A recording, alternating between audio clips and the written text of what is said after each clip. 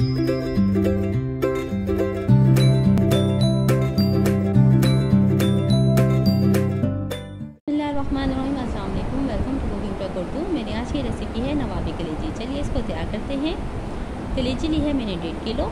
सबसे पहले हम लेंगे एक कढ़ाई और उसमें पानी को गर्म कर लेंगे और इसमें शामिल करेंगे कलेजी। अब इसमें शामिल करेंगे प्याज, टमाटर और लहसुन हस्बे ज़रूरत, जैसा आप मसाला चाहें। ये लीजिए, आधे घंटे के लिए मैंने इसको पकाया है। अब प्याज और लहसुन इसमें हो गए हैं नरम। अब हम इसकी भुनाई करेंगे। सबसे पहले हम इसमें मसाले शामिल करेंगे, हल्दी, धनिया, लाल मिर्च और नमक।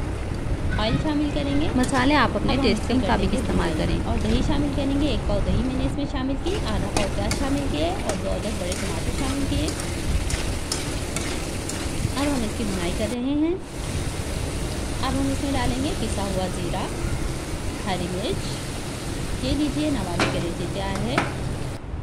बहुत मज़ेदार और आसानी से बन जाने वाली ये बिल्कुल नरम कलेजी बनी है।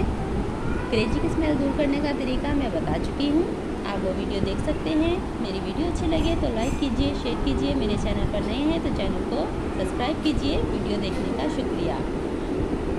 ये रेसिपी ज़रूर ट्राई कीजिए।